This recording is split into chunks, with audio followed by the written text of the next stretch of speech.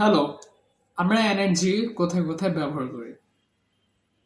এনার্জির ব্যবহার অনেক। ডোমেস্টিক ইউজের কথা যদি বলি, আমাদের লাইট ফ্যান চলছে এনার্জি দিয়ে, রান্নাঘরে রান্না এনার্জি লাগছে, তারপরে আসে ইন্ডাস্ট্রিতে ইন্ডাস্ট্রিতে বহু ধরনের মেশিন চলে আর এগুলো আর সব পাওয়ার্ড হয় এনার্জি দিয়ে। তারপর আসে হচ্ছে ট্রান্সপোর্ট। আপনি রিক্সা বলেন, ইভি গুলা যেগুলো আছে, ইলেকট্রিক ভেহিকেল যেগুলা, হ্যাঁ ই বাইকটা এই হাজাবি অনেক আছে ইলেকট্রিক ভেহিকেল, এগুলা কিংবা ফুয়েল চালিত বাস, গাড়ি, এই সবগুলো এনার্জি পাওয়ার্ড। তারপর আসে হচ্ছে কমার্শিয়াল সেক্টরে, যে আপনার অফিসে লাইট ফ্যান এগুলো চলছে ডোমেস্টিকের মতোই। তারপর হয়তো আপনার একটা কম্পিউটার আছে, একটা প্রিন্টার মেশিন আছে, বা আলাদা করে একটা ফটোকপির মেশিন আছে। এই সবগুলা এনার্জি পাওয়ার্ড। এইগুলো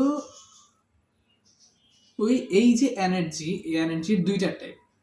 একটা হচ্ছে ফসিল ফুয়েল থেকে আসে, একটা রিনিউয়েবল এনার্জি। এখন ফসিল ফুয়েলের যে এনার্জিগুলো, এটা আসে আমাদের ন্যাচারাল রিসোর্সের যে রিজার্ভ, ওইখান থেকে। এখন এটা লিমিটেড, আর সেখানে রিনিউয়েবল এনার্জি আনলিমিটেড, কখনো শেষ হয় না এবং কনস্ট্যান্টলি চেঞ্জ হইতে থাকে। তারপরে আমরা বাংলাদেশের কনটেক্সটের যে ব্যাপারটা, বাংলাদেশের প্রায় 97% এনটি ফসিল ফুয়েল, 97%ই ওই রিজার্ভ থেকে আসছে, আর 3% শুধু রিনিউয়েবল এনার্জি। এই যে আমরা 97% ব্যবহার করছি, এটার জন্যই আমাদের আমরা দেখতে পাই যে এনভায়রনমেন্টাল ইস্যুস হচ্ছে, ক্লাইমেট চেঞ্জ হচ্ছে। আর এনার্জির একটা যে ব্যাপার, আর সেটা হচ্ছে এনার্জিটা লোকাল না, কারণ আমাদের এটা দেশের বাইরে থেকে আনা লাগে। দেশে যে এনার্জি রিসোর্সটুকু আছে, এটা খুবই অল্প, এর দিয়ে পুরো দেশের চাহিদা মেটানো সম্ভব না। সো এটার জন্য এটা দেশের বাইরে থেকে ফরেন কারেন্সি দিয়ে কেনা লাগছে, আর আমাদের এটা ফরেন কারেন্সি এত হার্ড আর্ন যে ফরেন কারেন্সি আমাদের, এগুলো শেষ হয়ে যাচ্ছে। আমরা এই কষ্ট করে আর্ন করতেছি, আবার আমাদেরই এনার্জির জন্য খরচ করা লাগছে। অ্যান্ড এটার জন্যই কস্টলি হয়ে যায়, এনার্জির কস্ট বেড়ে যায়, কারণ বিদেশ থেকে আসা ইম্পোর্টেড জিনিস যা সবই কস্টলি।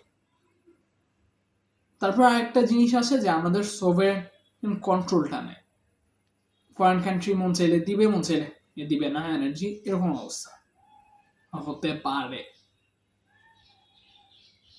এখন এই যে ইস্যুস গুলো আমরা দেখতে পাই, এগুলোরই সলিউশন কিন্তু রিনিউয়েবল এনার্জি। এই যে আমাদের এই সমস্যাগুলো হচ্ছে, এগুলোর জন্য আমাদের এনার্জিকে আরো চিপ বানাইতে হবে, এনার্জিকে লোকালাইজড করতে হবে, এবং এনার্জির যে ইকো ফ্রেন্ডলি ব্যাপারটা ওইটা আনতে হবে। আর আমাদের এই সোভারেন কন্ট্রোলটা দরকার। এখন এই সবগুলোরই সলভ করার আর একটা পয়েন্ট হচ্ছে রিনিউয়েবল এনার্জি, কারণ রিনিউয়েবল এনার্জিতে আমাদের এর হয়তো সোভারেন কন্ট্রোলটা, ওই কন্ট্রোল নাই, কিন্তু হ্যাঁ এটা তো আমাদের এনভায়রনমেন্ট ফ্রেন্ডলি, এইটা আলাদা করে প্রচুর কস্টলি হচ্ছে না, এটা আমাদের দেশের বাইরে থেকে ইম্পোর্ট করা লাগছে না, কারণ এটা আছে অলরেডি। এই যে সূর্য আমাদের তাপ দিচ্ছে, এখান থেকে সোলার পাওয়ার হচ্ছে, এইটা সূর্যই আমাদের দিচ্ছে, ন্যাচারই আমাদের দিচ্ছে। সো এগুলাই রিনিউয়েবল এনার্জি দিয়ে সলভ করা যায়। এখন এই যে আমি এতগুলো কথা বললাম, এই সবগুলো ছিল SDG 7 এর কথা, ইউনাইটেড নেশন আর সাস্টেনেবল ডেভেলপমেন্ট গোলসের 7 নাম্বার গোল ছিল যে clean and affordable energy for everyone. So এই SDG 7-এ আমরা এগুলো নিয়েই কথা বলি, যে কীভাবে এনার্জিটাকে আরো সাস্টেনেবল বানানো যায়, এনার্জিকে কীভাবে আরো লেস কস্টলি বানানো যায়।